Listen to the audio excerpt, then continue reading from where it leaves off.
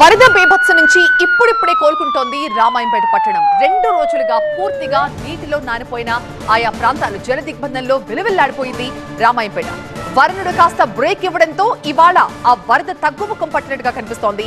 Sellers లో నిలిచిపోయిన నీటిని అగ్నిమాపక సిబ్బంది మోటార్ల సహాయంతో ఇలా బయటకు తోడుతున్నారు. అయితే వరద తగ్గినా బురదతో ఇబ్బందులు పడుతున్నారు ప్రజలు.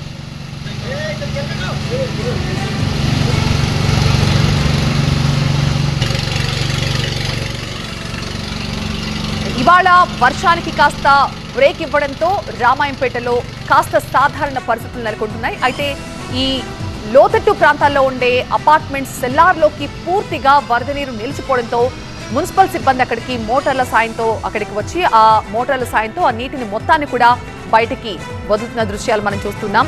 అనేక అపార్ట్మెంట్స్ లో ఇలాగే సెల్లార్స్ లో పూర్తిగా నీళ్లలో మునిగిపోయి కనిపిస్తున్నాయి. ఆ నీటిని మొత్తాన్ని కూడా ఇలా మోటార్ల సాయంతో మళ్ళీ బయటికి తవ్వుతున్నారు అక్కడికి వచ్చిన మున్సిపల్ సిబ్బంది.